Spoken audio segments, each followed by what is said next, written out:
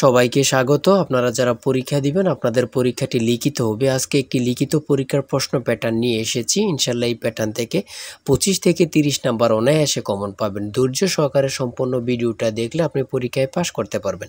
আমি দেখিয়ে দিব কোন কোন বিষয়ে কোন কোন টপিক থেকে প্রশ্ন আসে। লিখিত পরীক্ষায় অনেকেই ভয় পায়, এখানে ভয় পাওয়ার কোনো কারণ নেই। যদি আপনি পরীক্ষার বিষয়বস্তু কোন কোন টপিক কোন কোন বিষয় থেকে প্রশ্ন আসবে সেটা যদি বুঝতে পারেন, পরীক্ষায় পাস করা আপনার জন্য একদম ইজি। ঠিক আছে, আজকে সম্পূর্ণ প্রসেসটা আমি দেখিয়ে দিব।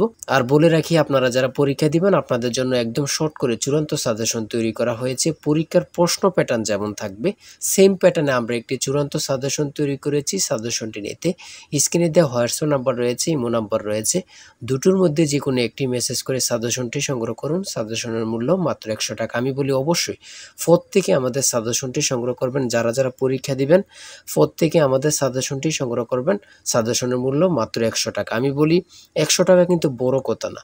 ঠিক আছে, আপনারা বুঝতে পারবেন কোন কোন টপিক কোন কোন বিষয় থেকে আসবে। খুব সুন্দরভাবে প্রত্যেকটি প্রশ্নের ব্যাখ্যা ও সমাধান সহ আমাদের সাজেশন উল্লেখ রয়েছে। যারা চাকরির কারণে, বিভিন্ন কাজের কারণে অথবা একটু পড়ালেখা দুর্বল, তারা অবশ্যই আমাদের সাজেশনটি সংগ্রহ করবেন। মাত্র 100 টাকা। ইনশাল্লাহ আপনারা পরীক্ষায় পাশ করে যাবেন। দেখেন, আমি মূল কথায় চলে আসি। আপনাদের পরীক্ষাটি লিখিত হবে। লিখিত পরীক্ষাটা কি ওটা আগে আপনাকে বুঝতে হবে। যেমন সন্ধি বিচ্ছেদ, বেশ বাক্য সহ সমাস নির্ণয় করুন, তারপরে এক কথায় প্রকাশ, তারপরে বিপরীত শব্দ, তারপরে ইংরেজি থেকে ট্রান্সলেট থাকবে, ভয়েস থেকে থাকবে, প্রিপোজিশন থেকে থাকবে, তারপরে শর্ট করে একটি প্যারাগ্রাফ থাকবে, তারপরে গণিত অংশ থাকবে, সর্বশেষ সাধারণ জ্ঞান থাকবে। এতটুকুই হচ্ছে লিখিত পরীক্ষার প্রশ্ন। ঠিক আছে, সিলেবাস আমি দেখিয়ে দিচ্ছি। তারপরও দেখেন, এক নম্বরে রয়েছে অনুচ্ছেদ লিখুন, কৃত্রিম বুদ্ধিমত্তা। ঠিক আছে, অনুচ্ছেদ লিখুন, কৃত্রিম বুদ্ধিমত্তা সম্পর্কে একটি অনুচ্ছেদ লিখবেন। এই অনুচ্ছেদটি লিখতে পারলে আপনাকে 5 নাম্বার দেওয়া হবে। হ্যাঁ, যে কোনো একটি অনুচ্ছেদ দিতে পারে, এটা নিয়ে আমি মনে করি আপনাদের কোনো সমস্যা হবে না। হ্যাঁ, তারপরে 2 নম্বরে থাকবে সন্ধি বিচ্ছেদ করুন। এখানে 5টা সন্ধি বিচ্ছেদ থাকবে, 5টার জন্য 5 নাম্বার আপনাকে দেওয়া হবে। আমার কথা বুঝতে পারছেন? তারপরে রয়েছে 2 নম্বরের সন্ধি বিচ্ছেদ, এখানে 5টা থাকবে, 5টার জন্য 5 নাম্বার। তারপরে 3 নম্বরে রয়েছে বেশ বাক্য সহ সমাস নির্ণয় করুন। এখানে 5টা আছে, 5টার জন্য 5 নাম্বার আপনারা পেয়ে যাবেন। ঠিক আছে, প্রত্যেকটি প্রশ্নের জন্য 1 নাম্বার করে।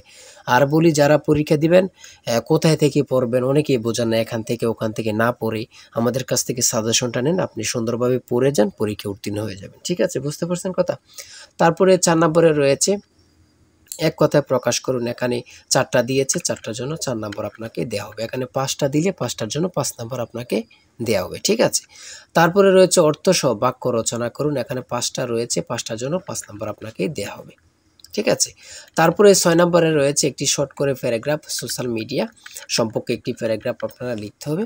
যদি আপনারা এই প্যারাগ্রাফটা লেখেন তাহলে 5 নাম্বার পেয়ে যাবেন। তারপরে 7 নম্বরে রয়েছে অনুবাদ অর্থাৎ ট্রান্সলেট আপনারা করতে হবে। এবার লিখিত বলেন, এমসিকিউ বলেন, ট্রান্সলেট থাকবেই থাকবে। ঠিক আছে, এখানে 5টা ট্রান্সলেট থাকবে, 5টার জন্য 5 নাম্বার পেয়ে যাবেন। ওই দিক দিয়ে আছে একটা, এখান দিয়ে আছে 4টা, মোট 5টা ট্রান্সলেট থাকবে, প্রত্যেকটার জন্য 1 নাম্বার করে আপনাদেরকে দেয়া হবে। তারপরে 8 নম্বরে রয়েছে fill in the gaps with appropriate word. ঠিক আছে, এখানে 5টা থাকবে, 5টার জন্য 5 নাম্বার আপনাদেরকে দেয়া হবে। 9 নম্বরে রয়েছে change the sentence as directed. ঠিক আছে, এখানে 5টা থাকবে, 5টার জন্য 5 নাম্বার আপনাদেরকে দেয়া হবে।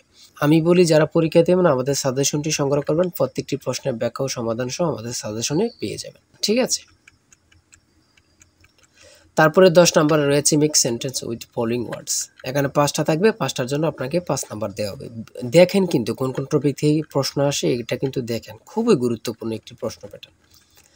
তারপরে 11 নম্বরে দিয়েছে পুনরূপ। পুনরূপ থেকে 3 থেকে 5টা প্রশ্ন অবশ্যই থাকবে। ঠিক আছে, যেমন এখানে রয়েছে BLRI এর পুনরূপ কি, ECN EC এর পুনরূপ কি, IUCN এর পুনরূপ কি। এখানে 3টা দিয়েছে, 3টার জন্য 3 নাম্বার। ঠিক আছে, তারপরে যেটা রয়েছে বাংলাদেশ সংবিধানের অনুচ্ছেদ কয়টি, 153টি। খুবই গুরুত্বপূর্ণ। ঢাকা বিশ্ববিদ্যালয় কত সালে প্রতিষ্ঠিত হয়, 1921 সালে। খুবই গুরুত্বপূর্ণ। কত পরীক্ষা আসছে আল্লাহ ছাড়া কেউ জানে না। ঠিক আছে, কেন্দ্রীয় শহীদ মিনারের স্থপতি কি, হামিদুর রহমান। বাংলাদেশের সর্বোচ্চ পর্বত শৃঙ্গের নাম কি, সেটা হচ্ছে তাজিংডং বিজয়। ঠিক আছে, খুবই গুরুত্বপূর্ণ।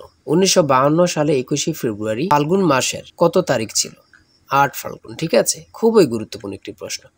তারপরে রয়েছে 17 নম্বরে 3 বিঘা করিডোর কোন জেলা অবস্থিত? খুবই গুরুত্বপূর্ণ, লালমনিরহাট। অনেক চাকরি পরীক্ষায় এই প্রশ্নটি আসছে, ঠিক আছে। আন্তর্জাতিক নারী দিবস কত তারিখে অনুষ্ঠিত হয়? 8 মার্চ। 8ই মার্চ। আন্তর্জাতিক নারী দিবস কত তারিখে অনুষ্ঠিত হয়? 8ই মার্চ। কত পরীক্ষা যে আসছে আল্লাহ ছাড়া কেউ জানে না, শুধু এটাই হচ্ছে কথা। তারপরে রয়েছে হরমুজ প্রণালী কোথায় অবস্থিত? ওমান ও পারস্য উপমহাসাগরে অবস্থিত। খুবই একটি গুরুত্বপূর্ণ। এখন বর্তমানে হরমুজ প্রণালী সম্পর্কে অবশ্যই প্রশ্ন আসবে, ঠিক আছে। তারপরে রয়েছে ডেনমার্কের মুদ্রার নাম কি? সেটা হচ্ছে ক্রোন। খুবই গুরুত্বপূর্ণ। রোহিঙ্গা জনগোষ্ঠী কোন দেশের অধিবাসী? মিয়ানমার। নিঝুম দ্বীপ কোন নদীর মোহনায় অবস্থিত? মেঘনা। খুবই গুরুত্বপূর্ণ একটি প্রশ্ন উত্তর। নিঝুম দ্বীপ কোন নদীর মোহনায় অবস্থিত? সেটা হচ্ছে মেঘনা নদী, ঠিক আছে। তারপরে রয়েছে পরিবেশবাদী গ্রেটা থুনবার্গ কোন দেশের নাগরিক? সুইডেন। 25 নম্বরে রয়েছে পৃথিবীর বৃহৎ ম্যানগ্রোভ বনের নাম কি? সুন্দরবন। তারপরে রয়েছে 1 কিলোবাইট কত বাইটের সমান? 1024 বাইট। কোন ভিটামিনের অভাবে রাতকানা রোগ হয়? ঠিক আছে, কোন ভিটামিনের অভাবে রাতকানা রোগ হয়? Vitamin A. ইউনেস্কো এর সদর দপ্তর কোথায়? Paris, France. কত পরীক্ষা আসছে আল্লাহ ছাড়া কেউ জানে না, ঠিক আছে।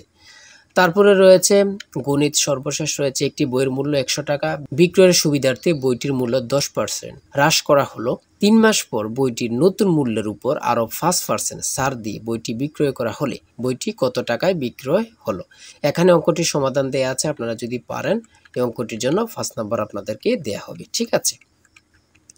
তারপর রয়েছে কোনো বিশ্ববিদ্যালয়ের ছাত্র ও ছাত্রীর অনুপাত 3:2, ছাত্রদের মধ্যে থেকে 20% এবং ছাত্রীদের মধ্য থেকে 25% বৃত্তি পেয়ে থাকলে ওই বিদ্যালয়ের মোট কত শতাংশ ছাত্রছাত্রী বৃত্তি পায়নি? ঠিক আছে, এই অঙ্কটির সমাধান দেওয়া আছে, আপনারা যদি পারেন 5 নাম্বার পেয়ে যাবেন।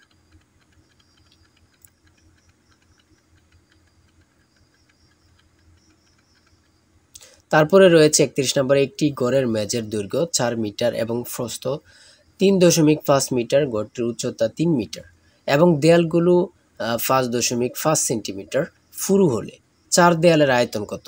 এখানে চিত্রটা দিয়ে বুঝিয়েছে এবং কি অঙ্কটা সমাধান দেওয়া আছে, আপনারা দেখে নিলে বুঝতে পারবেন। তারপরে একটি উৎপাদক থেকে একটি প্রশ্ন রয়েছে, এখানে সমাধান দেওয়া আছে, আপনারা দেখে নিলে বুঝতে পারবেন। এই অঙ্কের উত্তরটি পারলে আপনাদেরকে 5 নাম্বার দেওয়া হবে। আমার কথা বুঝতে পেরেছেন? তারপরে মান নির্ণয়ের এখানে অঙ্কগুলো রয়েছে। হ্যাঁ, এতটুকু আজকের প্রশ্ন উত্তর। আপনারা যারা পরীক্ষা দিবেন অবশ্যই এই নাম্বার হোয়াটসঅ্যাপ ইমো আছে, হোয়াটসঅ্যাপ অথবা ইমোতে এই নাম্বারে মেসেজ করে সাজেশনটি সংগ্রহ করেন। সাজেশনের মূল্য 100 টাকা। আর অবশ্যই হ্যাঁ, প্রত্যেকে আমাদের চ্যানেলটি সাবস্ক্রাইব ও পেজটি ফলো দিয়ে রাখলে আমরা নতুন ভিডিও আপলোড দেওয়ার সাথে সাথে চলে যাবে আপনার কাছে নোটিফিকেশন। আপনাদের পরীক্ষার প্রশ্ন সমাধান, আপনাদের রেজাল্ট, বিভিন্ন চাকরির খবর, সকল কিছু আমাদের চ্যানেলে পাবেন। তাই অবশ্যই চ্যানেলটি সাবস্ক্রাইব করে পাশে থাকলে আপনাদের চলবে, ঠিক আছে। যে কোনো মুহূর্তে যে কোনো সমস্যা আপনাদের কাছে নোটিফিকেশন চলে যাবে। সবাই ভালো থাকবেন, সুস্থ থাকবেন। আল্লাহ হাফেজ।